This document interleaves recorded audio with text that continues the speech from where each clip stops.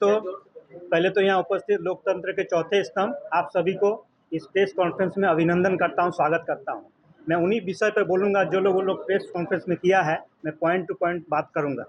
उन्होंने कहा था कि सांसद जी अगर टिकट ना मिले, निर्दलीय लड़े तो मुखिया नहीं लड़ सकता। मैं कहूँगा अरूप चटर्जी जी को गठबंधन अगर समर्थन नहीं करता, जिसमें जेएमएम, कांग्रेस, राजद नहीं होता, तो क्या वो चुनाव जीतते?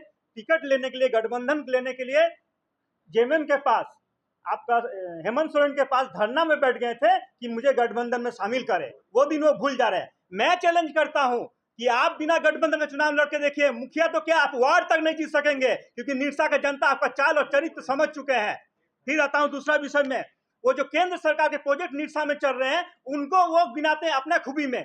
आप देख लीजिए, एमपीएल चल रहा है, यहाँ आपका आउटसोर्सिंग कंपनी जो चल रहा है, माइथन में आईआईटी आईएसएम जो लग रहा है, ये सब किसका प्रोजेक्ट है? ये सब केंद्र सरकार का प्रोजेक्ट है। अपना बयान में वो अपने शामिल कर लेते हैं और बोलता है मैं चला रहा हूं। एक भी सरकारी राज्य सरकार का प्रोजेक्ट है इसमें से? केंद्र सरकार का प्रोजेक्ट में वाहवाही लूटने के लिए बार बार इन प्रोजेक्टों का उन्होंने नाम लिया है।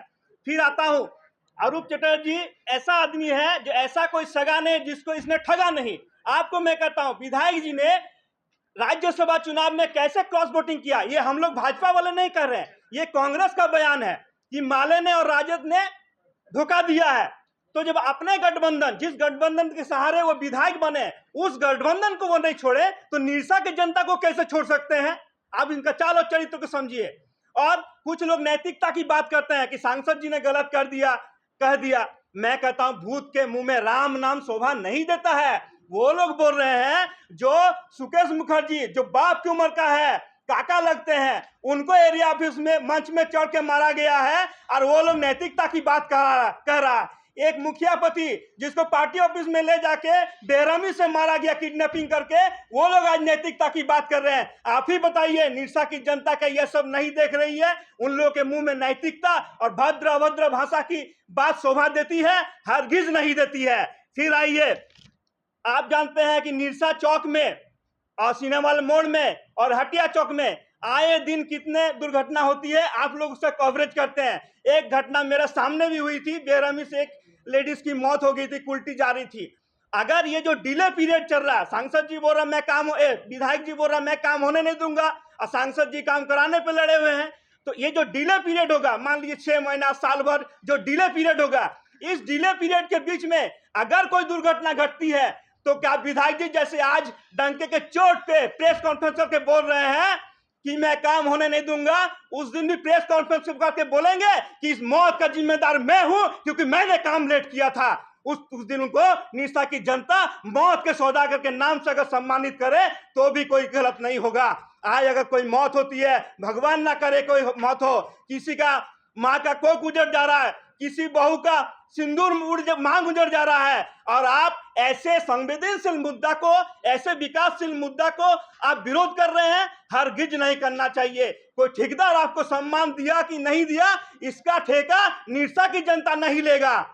ठेकेदार आपको सम्मान दिया नहीं दिया, ये आप समझे। निरसा की जनता को जो मौत की संख्या है वो कम होनी चाहिए। निरसा सिनेमा हॉल चौक में जो मौत हो रही है, हटिया मोड़ में जो मौत हो रही है, बाजार चौक में जो मौत हो रही है, वो मौतों से मतलब है निरसा की जनता को। निरसा की जनता नहीं चाहता है किसी माँ का कोख उजड़े। ये लोग बात करते हैं नैतिकता की, एक संवेदनशील मुद्दा को रोक के रखे हैं, विकास को रोक के रखे हैं। जब से लाल पार्टी है, आप जानते हैं कितने सालों से लाल पार्टी राज कर रही है। जितने भी कल कारखाने हैं, जितने भी उद्योग धंधे हैं, किसके कार्यकाल में बंद हुआ है? सब लाल पार्टी के कार्यकाल में बंद हुआ है। ये इतिहास गवाह है निरसा का। और ये लोग बात करते हैं उद्योग धंधे की, एमपीएल के। आप बॉम्बस को देख लीजिए, सामने लेबर लोग की क्या दयनीय स्थिति है, और ये लोग लेबर की बात करते हैं, मजदूर मसीहा होने की बात करते हैं। आइए दूसरी बात में, उन्होंने कहा कि निरसा में दूसरा माफिया नहीं होगा। तो मैं पूछना चाहता हूं माननीय विधायक जी, तो पहला माफिया कौन है, इसका नाम काहे नहीं आप उजागर किए? ये नाम आपको उजागर उसी दिन करना चाहिए था। निरसा का जनता जानना चाहती है आप किसे पहला माफिया मांगते हैं, खुद को या और कोई किसी और को? ये जवाब आपको देना होगा। में आप लोगों ने देखा 20 ट्रक इन्होंने पकड़ा, सिंगल साउथ की फिल्म में जैसे होता है, जयराम महतो जी का कॉपी करने गए और 20 ट्रक पकड़ा कोयला का। जितने भी धंधा थे सबको डिस्टर्ब किया।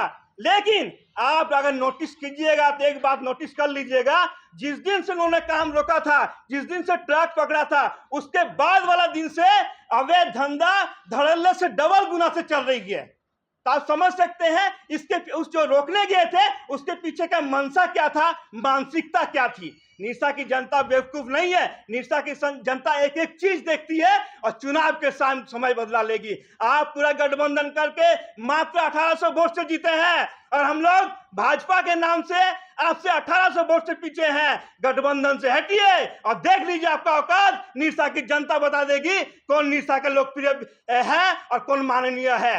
एक ठेकेदार सम्मान नहीं दे रहा, इसके लिए इतना विकास वाला काम रोक दीजिएगा जिस काम के चलते मौतों की संख्या दिन ब दिन बढ़ते जा रही है। निशा त्रस्त है, जाम की समस्या में निशा त्रस्त है। ऐसे विकास के काम में कभी बाधा नहीं देना चाहिए। पैसा मिले ना मिले, कमीशन मिले ना मिले, अपना जेब से पैसा लगा के ऐसे विकास का काम माननीय विधायक जी को करना चाहिए। ये काम हरगिज रोकना नहीं चाहिए। निशा का विधायक, निशा का जनता इसका पुरजोर विरोध करता है और हम लोग भी बता देते हैं आपको। वो लोग आंदोलन करने का चेतावनी नहीं दिया, वो लोग काला झंडा का चेतावनी दिया, तो हम लोग बोलते हैं अब हम लोग उतरेंगे सड़क पे फ्लाईओवर बनाने के पक्ष में। भाजपा उतरेगी और निशा की जनता उतरेगी। जिनके घर में मौत हुई है, जो लोग आगे नहीं चाहते कि और मौतें हो, वो लोग जनता पे उतरेंगे इस फ्लाईओवर के पक्ष में और हम लोग मजबूर कर देंगे कि फ्लाईओवर बने। क्योंकि फ्लाईओवर सिर्फ एक विकास नहीं, फ्लाईओवर मौत को रोकने का एक उपाय है। इस फ्लाईओवर को कभी नहीं रोकने दिया जाएगा और किसी को मौत का सौदागर बनने नहीं दिया जाएगा। ये भाजपा कहती है। आप देख लीजिए, आपको सूचना देंगे आने वाले दिन में भाजपा सड़क पर उतरेगी इसका पक्ष में। आप लोग कोयला ट्रक पकड़ने कब उतरे? पिछले बार आप लोग कहा था कि अब हम लोग कोयला ट्रक हम लोग अगर पकड़ेंगे तो धंधा बंद करेंगे, लेकिन ऊपर से लेकर नीचे तक मुख्यमंत्री तक सेटिंग है। हम लोग की बात सुनेंगे। अगर हम लोग कोयला पर ट्रक पकड़ने जाएंगे, उल्टा केस हम ही लोग पे लाद दिया जाएगा। आप लोग तो पत्रकार है, आप लोग तो सब जानते हैं। इसी डर से आप लोग कोयला नहीं पकड़। हम लोग पकड़ेंगे तो उल्टा केस हम लोग पे कर दिया जाएगा। विपक्ष में सदन में तो आप उठा सकते हैं ना। हम लोग सड़क पर आवाज उठाएंगे। मैं ब्लॉक में आवाज उठाता हूँ, मैं धरना में आवाज उठाता हूँ, फिर सड़क में उतरूंगा। इस ओवरब्रिज को लेकर फिर सड़क में उतरूंगा। देख लीजिएगा, आप लोग को सूचना दिया जाएगा। सड़क